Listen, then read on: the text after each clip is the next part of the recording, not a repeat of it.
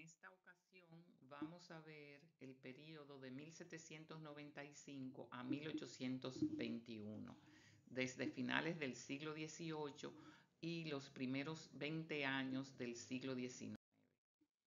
Como sabemos, en el siglo XVIII había dos colonias en la isla de Santo Domingo, el Santo Domingo francés y el Santo Domingo español. Se produce en 1795 un tratado entre Francia y España, ese es el Tratado de Basilea, que permite que Francia tome la parte oriental de la isla de Santo Domingo. España le cede a Francia esa parte de la isla a cambio de unas provincias que tenía Francia ocupada allá en la península ibérica. Por lo tanto, la isla entera pasa a ser francesa. Sin embargo, esto no se ejecutó hasta 1821. Es decir, que es hasta ese momento que las autoridades españolas están a cargo de la parte oriental de la isla de Santo Domingo. Ahora vamos a ver la secuencia de abolición de la esclavitud y la reimplantación de la misma a inicios del siglo XIX. Vamos a ver la cronología. Primero tenemos el gobierno de Toussaint Louverture desde 1801 a 1802, donde se realiza la primera abolición de la esclavitud en la parte oriental de la isla. Luego viene un dominio francés sobre la parte oriental que va de 1802 a 1808, donde hay de nuevo esclavitud, se reimplanta la esclavitud. Entre 1808 y 1809 hay una guerra contra los franceses que tradicionalmente se conoce como Guerra de la Reconquista. Esta guerra es para expulsar a los franceses de la parte oriental. Luego viene el periodo de la España boba, donde volvemos a ser colonia española y se mantiene la esclavitud. Y por último, en 1821 tenemos el breve periodo de la independencia efímera. De 1801 a 1802 tenemos el gobierno de Toussaint Louverture. Ese gobierno unifica la isla. Toussaint dice que él está representando a Francia, por lo tanto, como Francia tiene derecho por el Tratado de Basilea de la parte oriental de la isla, él unifica la isla a nombre de Francia y realiza la abolición de la esclavitud tal como él lo había hecho en la parte occidental de la isla. Implanta un nuevo sistema de producción y se elabora la Constitución de 1801. En esa Constitución participan personas de la parte oriental de la isla. El régimen que él implanta se ha llamado régimen louverturiano y establece que se repartían las ganancias. El gobierno recibía la mitad de las ganancias, los dueños de las unidades productivas recibían un cuarto y los antiguos esclavos, que ahora van a ser llamados cultivadores, recibían otro cuarto. Hay defensores y opositores a ese sistema. Entre los defensores tenemos los cultivadores de tabaco, los campesinos del Cibao, los esclavos de las plantaciones y los esclavos de los hatos, aunque no todos. Entre los opositores a ese sistema tenemos los esclavistas que por naturaleza no estaban de acuerdo con que los antiguos esclavos fueran libres ni repartir sus ganancias, y la Iglesia Católica, que en ese momento era esclavista. En 1802 tenemos que Napoleón Bonaparte envía un ejército para controlar la isla, para someter a esos antiguos esclavos dirigidos por Toussaint que se habían rebelado y habían proclamado la abolición de la esclavitud. De 1802 a 1804, en la parte oeste de la isla, en la parte occidental de la isla, se produce la revolución y la independencia de Saint-Domingue.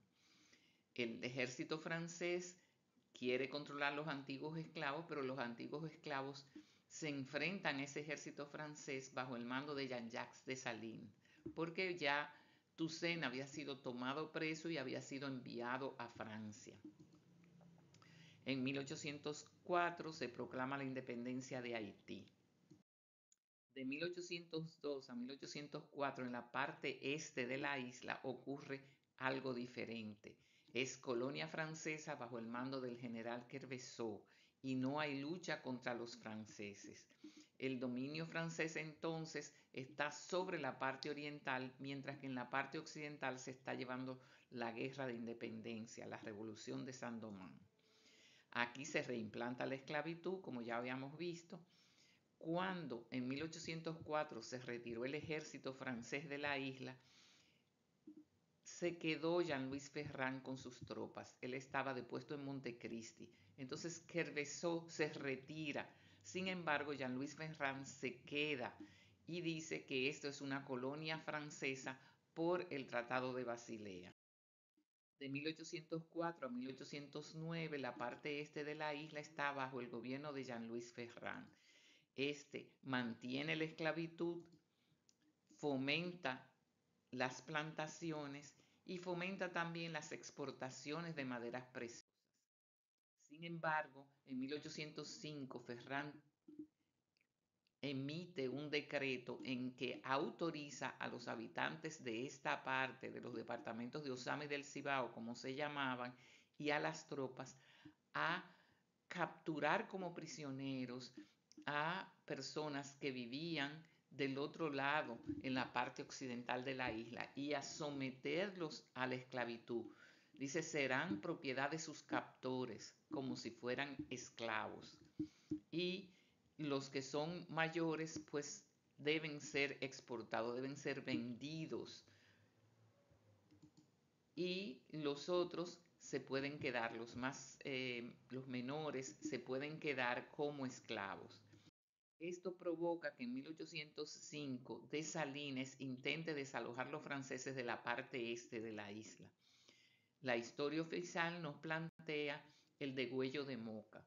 Ustedes tienen que leer ese material para ver qué se plantea ahí, en ese material, si hubo o no hubo degüello. Vamos a ver ahora el origen del baile carabiné. Este es un baile que se originó cuando Dessalines estaba sitiando la ciudad de Santo Domingo y las tropas bailaban un baile con sus carabinas, y por eso se llamó el baile del carabiné. De 1808 a 1809 hay una guerra contra los franceses para expulsar los franceses. Hay dos grupos diferentes, uno dirigido por Ciriaco Ramírez en el sur y otro dirigido por Juan Sánchez Ramírez en el este. Estos luchaban contra los franceses. De 1809 a 1821, cuando los franceses se retiran porque son vencidos, viene de nuevo un periodo colonial español, donde hay crisis económica y luchas políticas. Ese periodo se conoce como el periodo de la España boba. La situación económica que había era de decadencia de la esclavitud, pocas exportaciones y no llegaba el situado, porque el situado venía de México y en México estaban peleando contra los españoles por su independencia, por lo tanto no iban a pagar impuestos a España. La situación política en ese periodo aquí es de conspiraciones para cambiar la situación, porque nadie está de acuerdo cuando hay una situación de crisis económica. Las personas están inconformes. Se dan varias conspiraciones, como la Revolución de los Italianos y la conspiración de Don Fermín, para proclamar la independencia.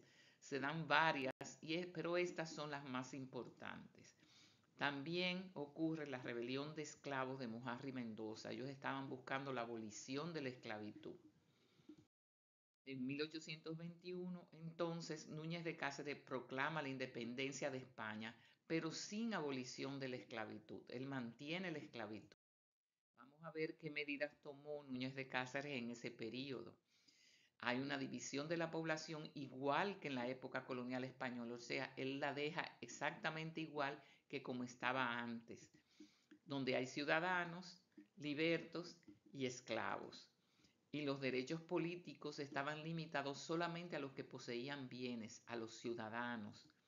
Para ser ciudadanos se requería poseer bienes, pero ¿qué pasa? Los libertos estaban vedados a poseer tierra, no podían tener título de propiedad, por lo tanto no podían ser ciudadanos. Los únicos que podían ser ciudadanos eran los que tenían bienes, los que tenían títulos de propiedad. Y los esclavos eran propiedad privada, no se les reconocía ningún derecho, eran una mercancía. Esas medidas tuvieron como consecuencias inmediatas que el batallón de Pardos y Morenos y su comandante Pablo Alí les retiró su apoyo y perdió el apoyo de amplias capas de la población porque no reconoció los derechos civiles y políticos de la población y no abolió la esclavitud.